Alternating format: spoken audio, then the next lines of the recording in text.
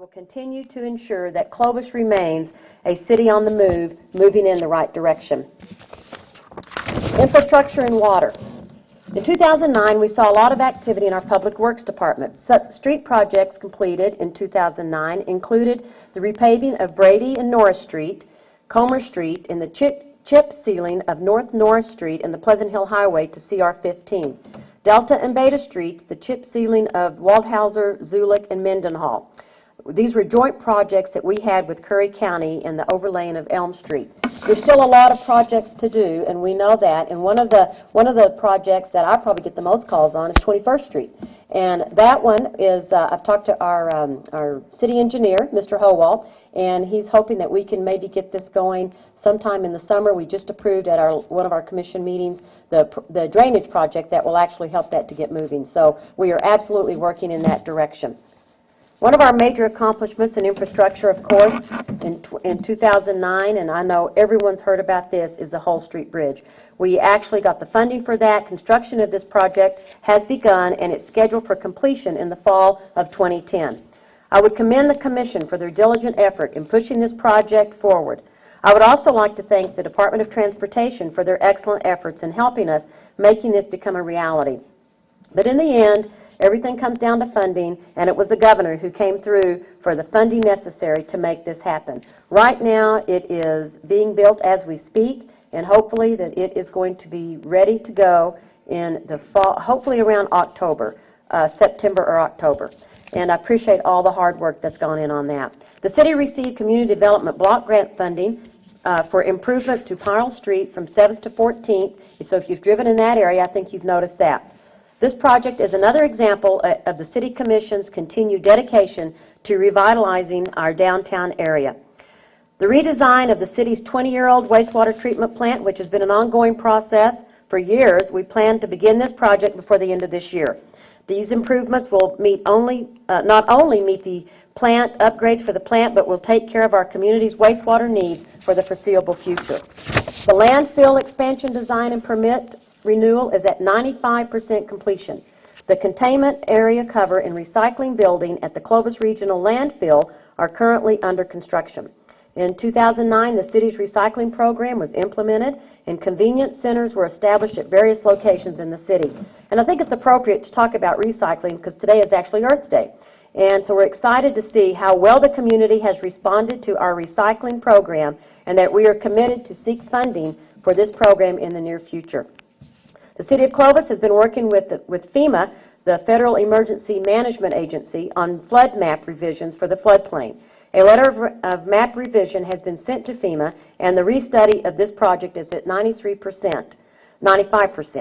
And this was actually brought to us by community members that were concerned about maybe their property's been in the floodplain. So we really do listen and try to move these things forward. In 2009, the Eastern New Mexico Rural Water Authority received state wastewater treatment plant funding to continue its work. For more than 8 years, the authority has worked in obtaining federal authorization, which was finally achieved this year through the diligent efforts of the authority and our team, and was signed by President Obama in March of 2009. Since then, the team has been working hard on obtaining federal appropriations for this construction of the project. To date, we have received $1 million and anticipate additional appropriations to begin the intake structure at Ute Reservoir. Legislation approving the creation of a water utility authority was passed during the recent legislative session. Now, this is something that has been worked on for many years, and this is a true authority that will be able to accept the funding from when we start on the federal funding, state funding, and will actually maintain, run, and operate the Ute Water Project, which absolutely is a reality. And we see that hopefully over the next few months you'll see construction start at Ute Lake with our intake structure and then move on down with the pipeline. The project's preliminary engineering design is at currently 25%. The reuse project, 100% design, has been put out for request for proposals. City services. The City of Clovis Public Service Departments continue to provide excellent service to our community.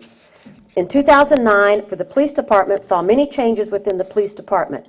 The first change was the look of the police cars. After all the employees had the chance to submit a design, The employees voted on the final design, and the new look has arrived. And I think a lot of you have seen those around town. I definitely have on an occasion. And at the start of 2009, the department had 13 vacancies to fill. Today, there are only 2 police vacancies left to fill. This is amazing, you know, that we have really got this far, because even last year, we had even more than 13 to fill, and we've taken care of that. So the department continues to search for the most qualified applicant. With the arrival of Chief Sanders, the department has undertaken a major task to examine the policies and practices of the department. This year, the department has opted to become accredited. The process forces the department to review each and every policy and procedure with the intent of ensuring that they are practicing law enforcement to standards set by the national and state law enforcement community. Finally, the department has been working on communications. With the construction of a new 300-foot radio tower and the replacement of 4 base radios in dispatch, the department has increased its abilities to communicate via radio in most areas of Curry County. In 2009, the police department investigated 2 homicides. Index crimes in the city were down 12% in comparison to 2008. So I think you can see the importance of making sure that those vacancies are filled. The police department has made great strides in improving our animal shelter. The Animal Shelter Task Force worked tirelessly to put together policies for licensing, spay and neuter, and euthanasia programs. The city will be receiving funding to help defray the cost of the conversion to euthanasia by injection. The Animal Task Force will continue to look for ways to improve our animal shelter. The Fire Department. The Clovis Fire Department is comprised of 78 full-time employees providing professional and courteous service from 6 fire stations located throughout the city. The Clovis Fire Department provides fire protection, EMS paramedic level services, hazardous material mitigation, and technical rescue in Clovis, Curry County, and nearby counties throughout mutual aid agreements. The fire department will serve for excellence in the delivery of services and currently provides a Class 3 ISO fire protection rating for the city of Clovis. The fire department realizes the community is the reason for its presence, and everyone is entitled to its best efforts. In 2009, the Clovis Fire Department continued its commitment to provide the best and most effective services to the community. Our personnel are provided excellent equipment to perform their job, as well as outstanding training and promotional opportunities. Numerous personnel attended several conferences, workshops, and received specialized training throughout the entire year. This allows our personnel to become and remain current on operations and services provided. In 2009, the Clovis Fire Department experienced a 10% increase in call volume. We normally experience a 2.5 to 3% in call volume each year, so you can see that it's been a tremendously busy year. The increase was experienced in responding and transporting members of the community with our ambulance service, both in and out of town. In 2009, the Emergency Management Department conducted 3 tabletop exercises in Clovis. They were an airport plane crash, a shooter hostage scenario, and agro-terrorism functional exercise planning. You know, now this committee or this group, sometimes it's not really thought about because we hope we never need them. But we know from past experience that we do need them. And they are there to provide the training that is so important if a catastrophic event did happen, like our tornado did a few years ago. They continue to make presentations to various civic groups, organizations, and businesses, distribute emergency preparedness and awareness packets. They conduct a special needs population outreach with funding provided by Curry County Wellness Council and the Clovis Curry County Emergency Management, and conducted briefings, presentations to over 250 individuals, families, and gave them information on how to prepare for a family disaster, and provided them with a weather radio. In 2009, the Emergency Management Department expended fiscal year 07 and 08 Department of Homeland Security grant monies for first responders in Curry County and spent $458,000 on various equipment. The department continues to distribute pandemic flu brochures and flyers to citizens in Curry County and conducted the H1N1 flu vaccine points of distribution. The Division of Older Adults. I didn't really realize, because I don't really think I'm older yet, but I didn't really realize all that this department does. They really have a lot of fun. The mission of the Division of Older Adults is to improve the quality of life for our senior citizens through innovative programs and facilities that meet their levels of need, to assist our clients to remain independent through transportation, nutrition, recreation, education, socialization, and in-home services.